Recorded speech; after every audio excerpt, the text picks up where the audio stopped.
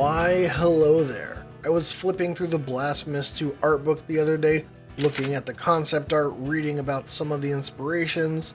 It probably looks something like this. It caught my eye how many enemies from the Mea Culpa DLC were included in the art book well before the release of the DLC. There are also a number of concepts in the art book that are unused, at least right now. The game kitchen tends to not let a good idea go to waste. For instance, Susona and Blasphemous were included in the Blasphemous 1 art book, and they went on to be pretty cool bosses in Blasphemous 2. And Cesario was also first seen in the Blasphemous 1 art book, and so we can see the game kitchen have a habit of eventually using their unused concepts. In this video, we'll take a look at the unused concepts in the Blasphemous 2 art book and discuss any information we have about them. Some of these concepts even have unused sprites in the game that we can take a look at. But before we get into all that cool stuff, consider subscribing to the channel. Not only will it make it easier to see when new videos drop in the future, especially when you turn notifications on, but it'll also make me feel cool, which is probably the most important part. Let's get into the unused characters and concepts from Blasphemous 2. We'll kick things off with unused characters shown in the NPC section of the Blasphemous 2 art book. First, we have the big mood that is the egg person. You may notice a very noticeable sheen on the center of the image that indicates that I had to scan this image in order to share it. I've grabbed images from the concept artists when available, but for some of the images like this guy, this may be the first time they appear online. Besides giving off Humpty Dumpty vibes, we don't really know much about this character. To me, the shell framing the face evokes a wimple, a cloth headdress worn in medieval times by ladies and later worn more exclusively by nuns.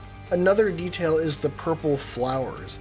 Purple in the Blasphemous games are associated with faith, and the purple flowers appear to be blooming from the egg white of the person.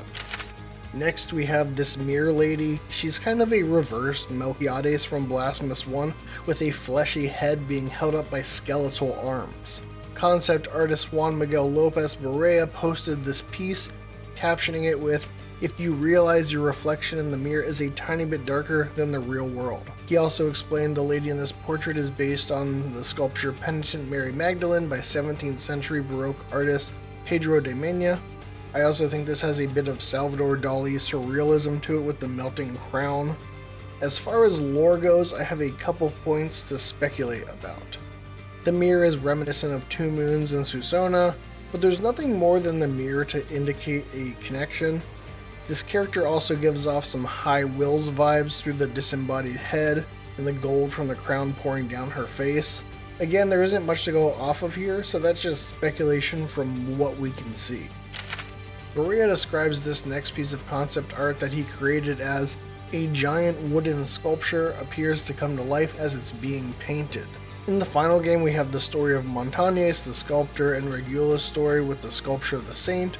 But it seems like there was even more around this topic with this unused character as well as an enemy we'll see a bit later. As I discussed in my interview with creative director Enrique Cabeza, linked in the description below, the creation and timelessness of art is one of the major themes in Blasphemous 2, and this character looks like they may be a continuation of that idea.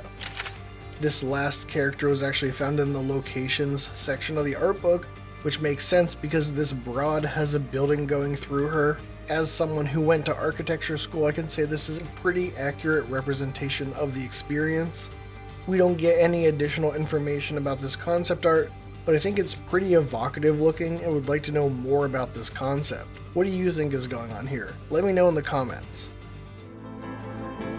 And now we're going to talk about the unused enemies and bosses found in the Blasphemous 2 art book, as well as show off some sprites and animations found in the game files. First, we have an enemy called the Scriptoria. They look like an evolution of the Carthos from Blasphemous 1, the enemies from the Library of Negated Words who would boomerang books at you. The Sunken Cathedral has some library theming that draws connections to the Library of Negated Words, so maybe this enemy was originally made with the Sunken Cathedral in mind.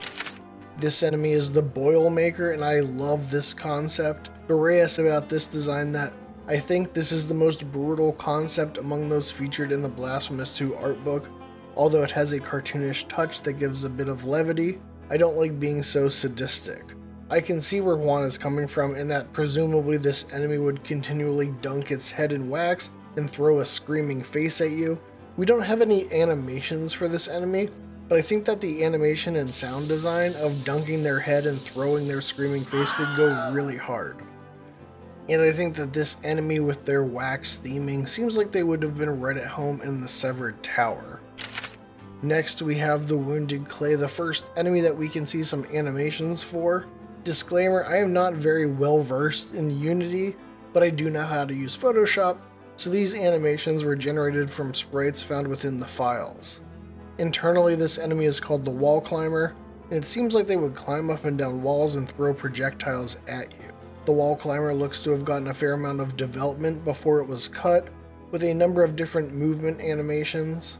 The concept art shows that this vessel may have contained different elements, which would make it a very versatile enemy that could be used across the map. I also think that this guy could be a real menace in Crash Bandicoot. Next, we have this group of problematic bachelors. The top two seem like some pretty basic grunt enemies with some neat concepts.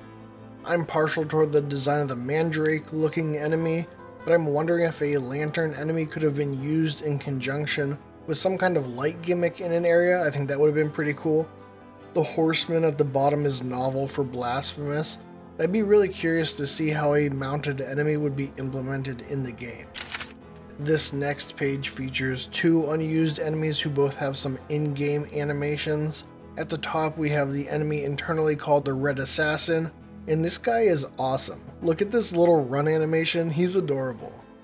The internal numbering for the enemy suggests that he was intended for the DLC but was ultimately cut, and although some of the animations are unfinished, he's pretty well developed with a number of different attacks, idle animations, and a death animation. The hanging, waiting animation suggests that he may have been conceived of as a more advanced DLC evolution of these little bastards that ambush you all over the game. This attack animation even has a projectile that comes out of his sword, which makes him seem like he could have been a problem if not dealt with quickly. Below the Red Assassin we have an enemy internally called Dagger Thrower. In the concept art we see two versions of this guy, one as a sculpted version and then a flesh version. I mentioned earlier that we would see more sculpture themed characters, and this is it. This may just be two variations of the same concept, but I think this would be cool if the idea was that similar to the NPC being painted, that this enemy is sculpted and then comes to life after being painted. In the game files we only see the flesh version, who has basic idle, movement, and attack animations. Next we have an enemy called the Lunar Pineta in the art book. A pineta is an ornamental comb hairpiece from Spain that's usually accompanied by a mantilla, an ornamental veil like that we see worn by this enemy. I've generally left out concepts that were unused variations on a concept found in the game, but Lunar Pineta is interesting because while she's ultimately cut, elements of her design can be found in three different enemies in the game. One is the Lamp Ghost, everyone's favorite Mea Culpa DLC enemy. The Lamp Ghost borrows Lunar Pineta's pose and lamp, and I would imagine moves and attacks in a similar way. We can actually very briefly see the Lunar Pineta in this early footage from Enrique Colony's masterclass about Blasphemous 2, linked below, in that she would actually be invisible and manifest when Penitente got close enough. You might notice that Lunar Pineta was seen in an early version of Street of Wakes, which brings us to the next enemy that was derived from her, the Mortaja. The Mortaja is found in the full game in the Street of Wakes initially, and is one of two enemies that Berea has cited was derived from Lunar Pineta. The other is the DLC enemy internally referred to as the Flying Flower. In both of these instances, they borrow the veiled aesthetic of the Lunar Pineta. The Brander is one of the earliest enemies worked on in Blasphemous 2. You can see footage of the Brander in Colony's masterclass video mentioned previously, appearing in an early version of the Street of Wakes. It's worth noting that the Street of Wakes was one of the earliest areas conceived of in the game, and is used for early testing. Where the Lunar Pineta fits in thematically with the Street of Wakes, I'm not sure that the Brander would have ultimately been found in this location. In addition to early footage featuring the Brander, Walking and idle animations still exist in the game files. There's also blocking for an execution animation that looks pretty similar to what we ultimately got with the deacons. And there's also this cool death animation. Last but certainly not least, we have this unused fan lady featured in the boss section of the Blasphemous 2 art book, and I think this is a super cool design. She appears to be hollow and shattered with some kind of metallic looking outer shell breaking off of her. The fans are reminiscent of decorative fans used by flamenco dancers during performances, and if she was a boss concept, they probably would have been her weapons. It's a small detail, but I'm curious about that green glow off the page to the right of the image and what that might be all about. And there you have it, the unused concepts from the Blasphemous 2 art book. With the ending of the Mea Culpa DLC being a cliffhanger, I think there's a very good chance at least some of these concepts find their way fully into the game. And for the rest, who knows what the future might hold. There are some cool concepts in there and would be really neat to see them in a future DLC or title. What was your favorite unused concept? Let me know in the comments. If you enjoyed this video, please give it a like and be sure to subscribe to the Lore Hunter for more Blasphemous content.